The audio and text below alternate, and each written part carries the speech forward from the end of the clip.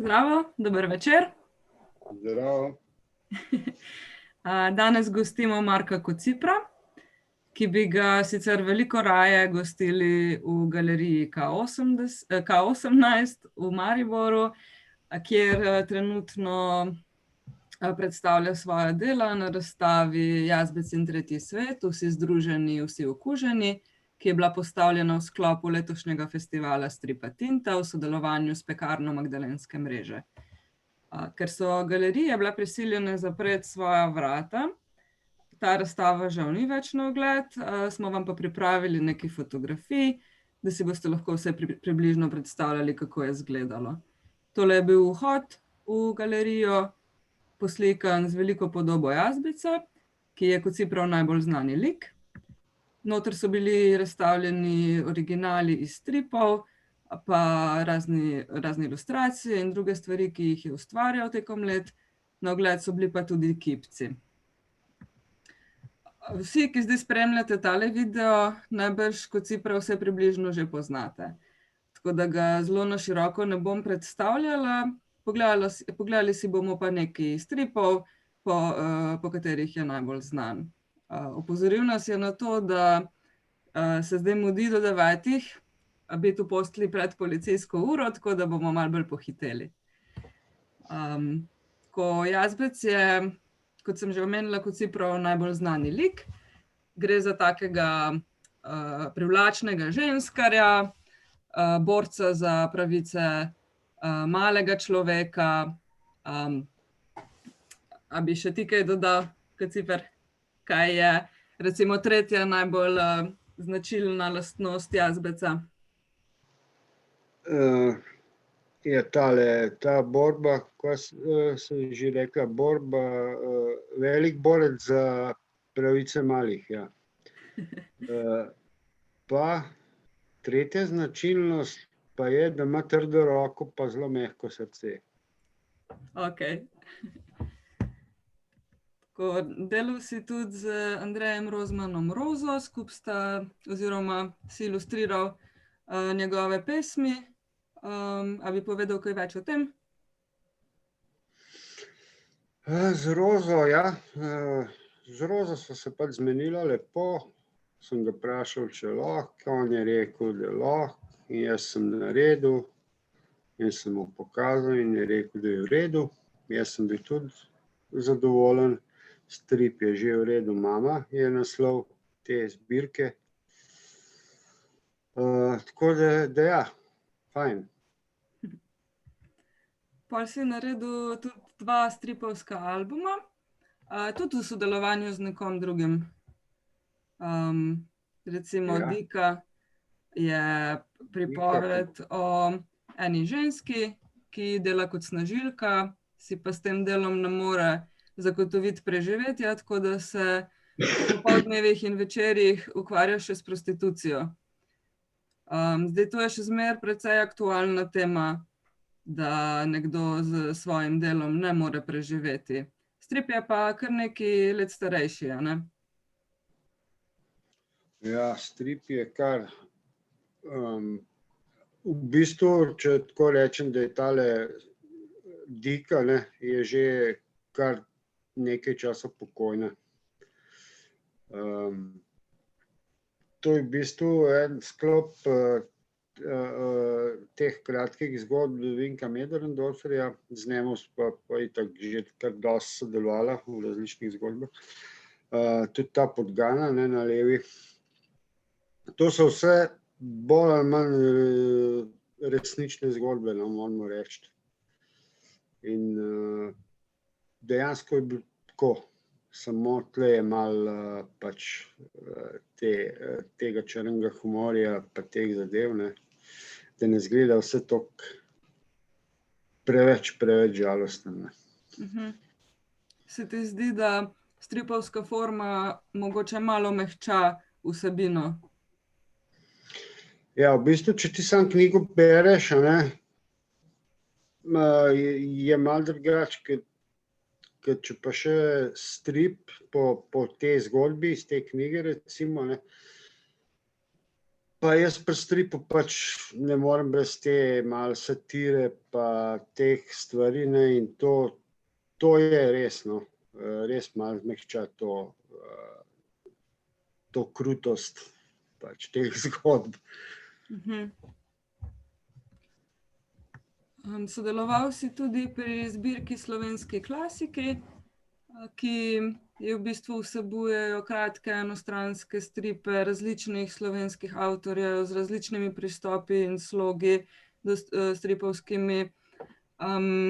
Tematsko pa se loteva slovenske kulture predvsem. Tule si sodeloval s stripom 300 kosmatih, sodeloval si tudi v zbirki Podmazane zgodbe, kjer je šlo za stripe po literarnih predlogah Mihe Macinija in pa seveda v Strip Burgerju. Tole se mi zdi en zanimiv projekt, pri katerem si sodeloval, in sicer Greetings from Cartoonia, pozdravi iz Striponije, kjer ste si z striparji iz različnega sveta izmenjevali ideje, iz katerih so potem nastali stripi in pa tudi plakati, kot je tale na levi. Kako je izgledalo to vaše sodelovanje? Vsak avtor je dobil od drugega avtorja, ne, ali pa iz te druge države, ne. Na primer, jaz sem dobil iz Poljske 3 značilnosti, se mi zdi. Recimo Poljska ima čipke, štorklje, pa alkohol, Vibrovko, tole pijačo, ne, njihovo. In pol sem nekako neko to pač ilustracijo, zgodbo, enostransko vpletel vse te 3 elemente. Dodal si pa tudi Jazbeca. Ja, pa Jazbec pa mora biti zraven, ja. Ne gre brez njega. Ne. Tole, ko sem malo raziskovala, o čem bi se lahko pogovarjala, sem našla ene malo starejše zadeve. Tale Stari Medo na levi, mene recimo spominja malo na ta ameriški underground. Predvsem me zanima, kaj je s to ilustracijo na desni. Kako je nastala, v okviru česa? Ta ilustracija na desni je ilustracija za knjigo Vinka Möderndorferja Gledališče otroke išče. Tako, gre za nek priročnik, knjiga priročnik za otroke bolj, no, za mlajše, kako se lahko gremo gledališče recimo doma. In to bi zdaj prišlo glih prav v teh časih koronskih, recimo, da jih imamo. Ta na levi, ne, je pa v bistvu underground Sevške doline. Tale, ja. Kdor želi izvedeti kaj več o delu Marka Kocipra, predlagam, da obišče še spletno stran Strip Burgerja. Za nadaljevanje našega današnjega dogodka pa predlagam, da na hitro pogledamo, na kaj moramo biti pozorni, ko beremo strip. Zamislili smo si nekako naslov, kako brati strip. Jaz sem se osredotočila predvsem na tiste elemente, ki mogoče ponavadi ne pritegnejo naše pozornosti takoj, pa se mi zdi vseeno pomembno, da bi jih upoštevali ob razmisleku o kvaliteti recimo določenega stripa. Začela bi pa s tem, kar je povedal eden izmed prvih Will Eisner, in sicer to, da sta psihološka procesa branja besed in podob v bistvu precej podobna. Mi v vsakdanjem jeziku ponavadi besedo pismenost uporabljamo v kontekstu učiti se brati besede ali pa znati pisati besede. Vendar branje lahko razumemo tudi kot veliko bolj splošno aktivnost, kot neko perceptualno aktivnost. Recimo lahko beremo tudi zemljevide, note in tako naprej. Tako da tudi pri stripu gre predvsem za to, da delamo več stvari hkrati, zaznavamo na več različnih načinov, hkrati beremo in hkrati gledamo podobe. ena sama sličica zelo težko pripoveduje neko klasično zgodbo z dramaturškim lokom in tako naprej. Za strip je značilno, da gre za sopostavitev večjih različnih sličic, ki potem v tem sosledju pripovedujejo neko zgodbo ali ustvarjajo vzdušje ali pa tako še kaj tretjega, se mogoče sami igrajo. Za strip je v bistvu v prvi vrsti odločilna zgodba, večinoma. Izjema pri tem bi lahko bili kakšni abstraktni stripi, ampak večina stripov pripoveduje neko vrsto zgodbe. In ko avtor ustvarja tako zgodbo, mora zelo veliko misli nameniti temu, kaj bo pokazal in kaj bo izpustil. Kako ti to razumeš, Marko? A se veliko ukvarjaš s tem, katere kadre bi recimo lahko izpustil ali pa kateri so najbolj nujni za pripoved? Ja, seveda. Ne moreš kar basati. Malo moraš narediti placa pač za te kader pa to, pa da ni preveč tega, kako se že reče, tega teksta, ali pa premalo. Tako malo gledaš, no, sicer jaz bi rekel, če priznam, da se še zmeraj malo lovim glede tega. Ampak malo tako gledaš, no, da je vse skupaj tako, jaz pogledam celo stran, pa če to, da je glih malo vsega skupaj, da ni preveč, pa rečem, pa dobro je. Ja. Tako da v bistvu na višji ravni zdaj teh trenutkov, ki bodo prikazani, so osnovni gradniki stripovskega jezika sekvence, ki so sestavljene iz med seboj povezanih scen. Scene pa določimo tako, da pogledamo, kje približno je neka skupna zadeva, ali je to prizorišče, tako kot v gledališču, ali je dogajanje, lahko je tudi samo nek tok misli. Avtorji pa morajo medtem, ko ustvarjajo strip, veliko pozornosti nameniti temu, kako bodo prostor prikazali skupaj s časom. Ta ideja o povezanosti časa in prostora ni tako nova, ker so si ljudje že od zmeraj želeli čas meriti vizualno. Ob tem je lahko šlo ali za opazovanje naravnih pojavov, kot je recimo zdaj aktualno odpadanje listja, kasneje je to lahko bilo recimo premikanje kazalcev na urah. Najbolj vsakdanja stvar, ki jo danes poznamo, je to, da se zavedamo, da medtem, ko govorimo neko besedilo, ali pa se naše telo premika, med vsem tem dogajanjem teče čas. Stvar se premika linearno naprej. In to, da bralec ve, koliko časa nekaj traja, ob tem se večinoma mora zanašati na neke svoje izkušnje iz vsakodnevnega življenja. Tule recimo upošteva gravitacijo, ve, da kapljica vode iz pipe pada proti tlom in ve, da mineva čas, zato ker počasi izgoreva zažigalna vrvica in to pač pozna iz svojega vsakdanjega življenja.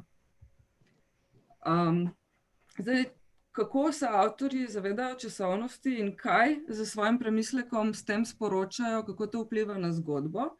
Recimo z dodajanjem posameznih pogledov, trenutkov, lahko avtor bolj potanko razloži neko dogajanje v posamezni sekvenci, recimo kot je v tem primeru Eisnerjevem na desni strani, kjer nekako podaljša sceno s tem, da ustavi več okvirčkov noter, in to nad končni rezultat tega dogajanja. Tole je pa recimo primer iz Jazbeca, kjer se mi zdi, da si na dosti podoben način podaljšal vtis, koliko časa neko dejanje traja. Tale strel puščice, vsi vemo, da se zgodi v trenutku, ti si pa s tem v bistvu upočasnil, tako ker v slow motionu ta strel puščice in s tem temu dodal najbrž nekaj pomena. Zelo pomembna pri stripu je pisava oziroma lettering, zato ker funkcionira kot dodatek k zgodbi, ker je v stripu vse zvočno iz vsakdanjega življenja treba prikazati vizualno. Zdaj, lahko pa ta pisava tudi samo evocira določena čustva, kot je recimo jeza, strah in podobno. Tale primer na desni je prav tako Eisnerjev in recimo na levi strani vidimo en način zapisa teksta v oblačku, na drugi strani drugega, ki je bistveno bolj okrepljen in večji in nekako bolj se nam zdi pristno, da ta človek zdaj res kriči na pomoč, da nisem nek tekst za zraven. Recimo pri Jazbecu so tudi uporabljeni različni letteringi. Zdaj, eni so tak stil, kot je v tem oblačku na levi, ki se pojavlja tudi izven oblačkov, kot bomo še videli. Drugi je pa nek ta stalen, ki ponazarja klasično izjavljanje tega lika. Tule recimo sta še dva taka primera. Se mi zdi, da kar malo tako grafitersko izpadejo tile teksti. A je to za nalašč, ali kako ti doživljaš to vključevanje likovno obdelanega teksta v podobo? To doživljam in zato tudi tako naredim. Jaz se padem not v tega Jazbeca in to je to. Okay. Če je to kaj bruhno, to se orenk šliš, to je treba res debele črke. Pa čez celo stran. Tako da ja. Tako v bistvu to, kar bi v vsakdanjem govoru naredili s tem, ali govorimo hitreje ali počasneje, na katerim besedam dodamo poudarek, koliko glasno govorimo, je vse to v stripu, kot smo videli na primerih, je treba nekako oblikovati s črkami in likovno. Tako da je pomembno ne samo tisto, kar te črke v tem zaporedju kot besede pomenijo, ampak tudi kako so narisane, a so krepke, a so usmerjene v določeno smer, kakšne barve so in tako naprej. Pri uporabi simboličnih izrazov, ti so v bistvu tako nasred med tem besedilnim jezikom in med likovnim jezikom, iz tega stališča, da je njihov pomen precej vnaprej določen. Torej, srčki nad glavo nekoga skoraj brez izjeme pomenijo neko ljubezensko občutanje, ali je to zaljubljenost, očaranje ali kakorkoli. Je pa res, da morajo avtorji misliti vnaprej na to, ali bo njihova publika te kode zdaj razumela tako, kot on hoče, a gre res za nek piktogram. Kar najbrž v zahodnem svetu ni tak problem, kot če bi pisali za neko publiko na drugem koncu sveta. Tule recimo vidimo tega zaljubljenega Jazbeca, srčki, kar puhajo okrog. Moramo se malo ustaviti tudi pri različni obliki oblačkov, zato ker je zelo pomembno, kakšne vrste rob ima oblaček, koliko je velik, kje je postavljen. Pomembno recimo za uspešno razbiranje je to, da ve bralec jasno, v kakšnem vrstnem redu mora brati te oblačke, razen če ga seveda hočemo namerno zavesti. In pa tudi mora biti v določenem vrstnem redu, zato da bi sploh lahko imeli funkcijo dialoga. Tule recimo na desni strani vidimo tega orla in medveda. Saj je medved, ne? Orlo in medved, ja, prijatelja od Jazbeca. Kako si v bistvu oba hkrati mislita o tej ženski, kakšna mačka je? Noben pa tega ne pove na glas. Na glas govor, ki je glasen, je zmeraj zapisan v teh oglatih oblačkih. Tako da ne samo število pa razporeditev, ampak tudi oblika oblačkov je pomembna. Zdaj, okvirčke v bistvu v osnovi uporabljamo zato, da določeno dogajanje zamejimo na tisti trenutek, ko se dogaja. Eni teoretiki pravijo, da v bistvu en okvirček bi naj predstavljal en pomežik z očesom. In pomembno je to, da opazimo tiste primere, ko se zgodi, da okvirčka ni, zato ker imajo pogosto neko pomenotvorno vrednost, ta odsotnost okvirčka oziroma roba okvirčka. Ponavadi, če to uporabijo avtorji, v bistvu gre za to, da skušajo prikazati neko širšo sceno ali pa uvod v dogajanje ali pa kaj podobnega. Tule recimo se mi je zdaj zanimiv en primer tega prehajanja med okvirčki, kjer je drugi del v bistvu združen v dva okvirčka, ampak je hkrati razdeljen s temi okvirčki. Lahko bi recimo bilo to povezano v en okvirček, pa ni, najbrž z namenom. Tule recimo se na tem primeru vidimo neko približevanje določenemu objektu in lahko bi si mislili, da to v bistvu je sam povečava prve sličice, ampak ko malo razmišljamo, najbrž se med tem dogaja čas. In kako to vemo? Vemo pa tako, da so zraven oblački z besedilom. Torej med tem, ko mi zdaj skozi naše oko kamere gledamo tole, se odvija čas. Tole je primer žežlja, ki deluje v kontrasmeri, torej najprej vidimo tisto stvar, ki je v primarnem fokusu in potem se od nje oddaljimo, zato da bi dobili nek kontekst, kje se to dogaja. In seveda tule gre za neko predelavo rdeče kapice, tako da tile piškoti oziroma vsebina košarice bo kar pomembna v zgodbi. Ritem je seveda zelo pomemben, ker je zelo prepričljivo sredstvo za neko emocionalno vključitev bralca. Na teh treh primerih vidimo različne razporeditve okvirčkov na strani, kjer recimo pri prvem vemo precej intuitivno, da gre za neko daljše trajanje, pri drugem, da gre za neko bolj razlaganje in pri tretjem za neko razmeroma umerjeno dogajanje, ampak krajše kot na levi sliki. Zelo pomembno je tudi, da smo pozorni na to, kakšni so presledki v stripu, predvsem, če jih ni, da je vse kar tako malo združeno, ali pa recimo, da je postavljeno na videz spontano na stran. Zelo je fajn, da smo pozorni tudi na to, kako so okvirčki razporejeni po strani, temu običajno pravimo mreža. In seveda presledki, kot sem omenila že prej, predvsem zato, ker se ravno v tem presledku med dvema pomembnima trenutkoma zgodi zgodba. Tam se bralec najbolj vključi, tam najbolj uporabi svojo domišljijo in svoje znanje iz vsakdanjega življenja. Tako da v bistvu res ne gre za nek prazen prostor, ki ne bi nič pomenil, ampak je točno tisto mesto, kamor bralec vnese nek svoj pomen in poveže sličice med sabo. Tole je še nekaj takih primerov različnih razporeditev na strani.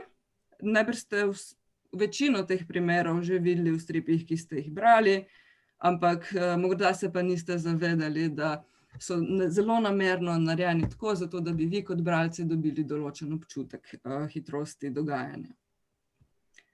Tole je še nekaj malo bolj ekstremnih, bolj eksperimentalnih razporeditev okvirčkov na strani. Zdaj, za sodobno produkcijo, kamor spada tudi Jazbec, je najbolj značilna retorična razporeditev. In sicer gre za to, da se število, velikost in oblika okvirčkov prilagaja vsebini, ne pa da bi mi zgolj vsebino vnašali v naprej pripravljeno mrežo. Liki pa včasih tudi prestopajo meje okvirčkov, se mi zdi, da se to pri Jazbecu kar pogosto dogaja in to jim da pol neke karakteristike moči, ali pa recimo, če prav oblaček z besedilom izstopa iz roba okvirčka, pritegne večjo pozornost. Tole recimo se mi zdi zanimivo, ker sta dve precej podobni razporeditvi strani, ki pa delujeta vsaka čisto drugače. Popravi me, če se motim, ampak jaz bi rekla, da namen te razporeditve na levem primeru je nek vpogled v širše okolje, tako da si malo gledamo sceno, kje in kaj se bo znalo zgoditi vnaprej. Pri drugem se mi pa zdi, da deluje kot neko zavlačevanje. Najprej vidimo podobo izza hrbta in potem se ji sunkovito približamo tako, da jo vidimo od spredaj. A imam prav? A je bil tak namen? Prav imaš. Okej. Tako da v bistvu najpomembnejše pri tem, kar smo do zdaj govorili, je to, da se zavedamo, da to prostorsko zaporedje v stripu v bistvu ni ločljivo od časovnega zaporedja v večini stripov. In to časovno zaporedje bralci ponavadi, tudi predvsem v zgodbah, ki imajo neko linearno nit, enačimo z vzročnim razmerjem. Nismo pa še povsem prepričani, ali je to zdaj neka posledica tega, da smo prebrali toliko in toliko stripov, da enostavno vemo, da mora biti tako, ali pa mogoče imamo neko naravno predispozicijo, da tako mislimo. To je še neka točka, kjer ima kognitivna znanost recimo veliko še za raziskovati v zvezi s stripi. Perspektiva je ena taka stvar, ki se najbrž povsod uporablja v vizualnih pripovedih. Poznamo torej perspektivo v liniji oči, ptičjo perspektivo in žabjo perspektivo, ki imajo vsaka svoj efekt na bralca. Zanimiva recimo mi je bila pa pri tebi tale poševna in hitro menjavajoča se perspektiva v tem akcijskem prizoru, ki bo, ja, ga ne bo. Mogoče bomo še naleteli, ne? Res hiter. Se je nekam premaknil. Takole. Zdaj tule vidimo te različne primere in efekte različnih perspektiv, ali gre za neko zaničevanje, ali gre za prestrašenost na desnem primeru. Lahko gre za neko grožnjo, neko nevarnost. Recimo tule na desnem primeru so pa te menjavajoče se perspektive predvsem uporabljene tako, da dobimo ta občutek nekega hitrega dogajanja, ki nas hkrati malo zmede. Tako da, ja, tule sem pa v bistvu razmišljala, da ne smemo pa zdaj kar za vsako uporabo perspektive razmišljati, da nekaj zelo velikega pomeni. Tule sem recimo videla na prvem in drugem primeru, da včasih uporabiš neko perspektivo zgolj zato, ker je pogled lepši, a ne? Prav imaš. Ja. Tudi govorica telesa je seveda pomembna. To je zelo povezano s tistim, kar smo prej govorili, da bralec v branje stripa vključuje veliko enih izkušenj iz vsakdanjega življenja. Zdaj nekdo, ki, ne vem, se veliko druži z ljudmi, pa mogoče veliko s podobnimi ljudmi, bo zelo hitreje prepoznal določen izraz na obrazu. Zdaj, včasih avtorji z mimiko in z govorico telesa malo pretiravajo, zato da bi posebej poudarili neko občutenje. Zdaj, tule recimo smo vsi brez dvoma prepričani, da je Jazbec zelo, zelo jezen in da moramo čim prej iti stran.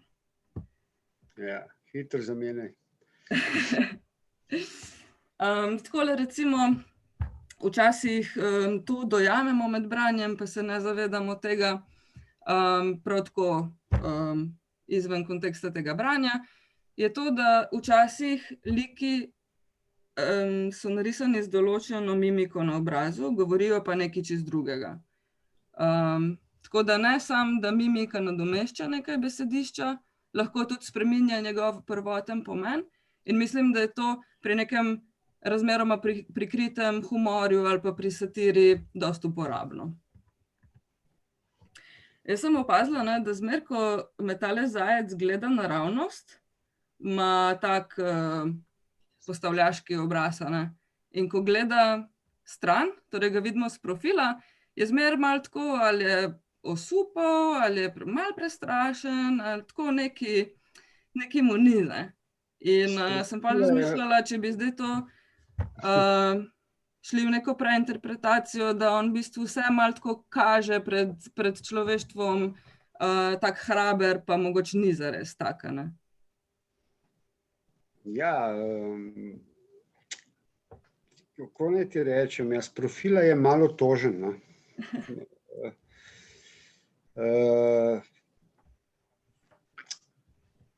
Tako, če se pa, ja, sprejele pa takole, če pa hoče pa malo zaigra junaka, no, res.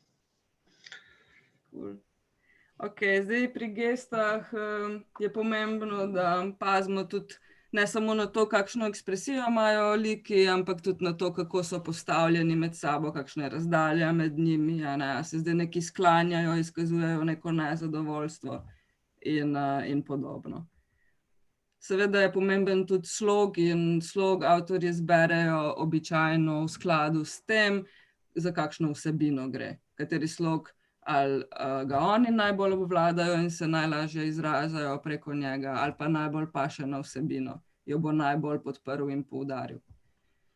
Tole je še nekaj takih primerov različnih slogov.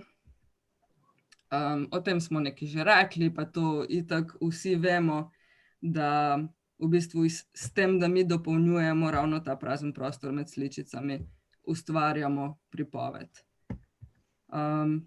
Tako za bolj proti koncu, recimo imamo različne oblike prikazovanja gibanja v stripu.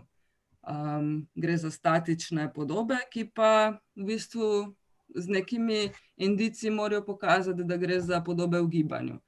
Zdaj ti se mi zdi, da največkrat uporabljaš pomožne gibalne črte, tako kot recimo tule, to je primer, ki sem ga prej iskala, ker je to hitro menjavanje perspektiv, hitra akcija, pa tudi veliko teh gibalnih črt, tako da je bralcu jasno, v katero smer se kaj kdaj dogaja.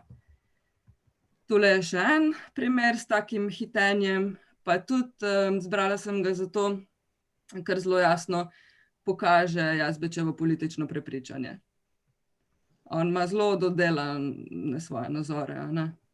Ja, je kar dober na tleh, ja. Tole sem še našla, pa se mi je zdelo tako primerno za uporabo pri zaključku, malo tudi aktualno. Spet underground si Sevške doline. Aha, ja.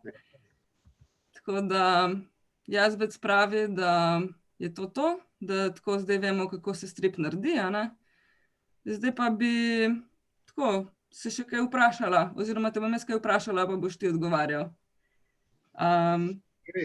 Zanima me predvsem odziv na teme tvojih stripov. Specifično me zanima to, a je bila ta satira, humor in erotika včasih, oziroma ne vem, pred recimo 10 leti, kaj bolj obsojena, ali so ljudje se bolj mirno odzivali na to, so razumeli ta humor, in ali smo zdaj postali mogoče malo preobčutljivi na določene teme. Kaj misliš o tem? Ne vem, pred 10 leti recimo, da sem še risal za neko prilogo od Dela, za polet. Takrat sem imel glih takrat smo izdajali tale erotični almanah. To je bil doktor Hardy, je bil glavni junak, ne. In pa so bile te razne spolne variante in te zadeve na humoren način, ne. Dokler je bilo vse tako do neke meje, je bilo tudi, so bile tudi te kritike čisto v redu. Je bilo fajn za vse. Če si pa šel malo čez, ne, in to so pa hitro opazili, takrat so pa ne, Zdaj pa se mi zdi, da je pa vse bolj vse preveč. Ja. To ne. Vsi smo malo preobčutljivi, pa vse jemljemo preresno. Ja. Opazila sem še eno stvar v tvojih stripih, in sicer to, da zelo pogosto vsebujejo ta ključ do uspeha, ki ga uporabljajo tudi recimo filmske uspešnice pa literarne uspešnice. In pravijo tako, da če hočeš narediti uspešnico, moraš dati noter kri, spermo in solze.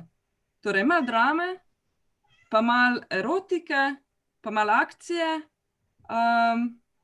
pa najbrž pol to vse skupaj, če pravilno skombiniraš te sestavine, zna delovati tudi precej smešno. Tako. Ampak finta pa je, kdaj pride tista prav cajt, da je vsega glih prav, ne, in da je takrat pol to.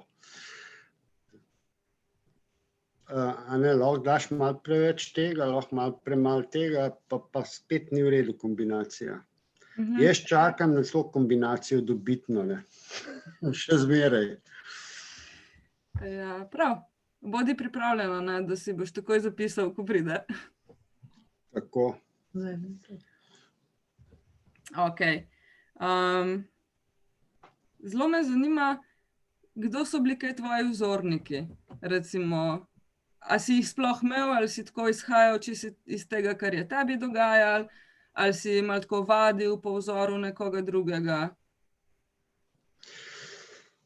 Ja, od začetka pa res, no, tale zagrebška tale Novi kvadrat, ta stripovska skupina, ki je bila, no. Takrat sem bil v osnovni šoli. Takrat sem nekaj pač malo to prerisoval, te njihove stripe pa to, ampak ni dolgo trajalo, ko pa vem, 2-3 leta, pol pa ne vem, pol sem pa začel pa po svoje malo risati, pa to, pa Cankarja brati, pa tako naprej, pa risati malo po Cankarju, pa po Bukovskemu, pa tako, pa ne vem, niti nisem pol tako gledal kakšne druge, bolj slikarje, no, sem gledal, kakšne te strip avtorje, no. Cool. Imel sem enega takega dobrega vzornika, bil moj že pokojni učitelj likovne vzgoje v osnovni šoli. Je bil kar fajn vzornik, no, kar se tega tiče risanja pa vsega tega. Dajva se še malo vrniti k prvemu vprašanju. O tem humoru in težkih temah, kako lahko skupaj delujete tako, da je znosno in zanimivo in ima nek efekt, mogoče celo neko družbeno posledico. A se ti zdi, da to, da uporabljaš te antropomorfizirane živali, da tudi to malo olajša temo, kot če bi bili recimo narisani neki realistični ljudje?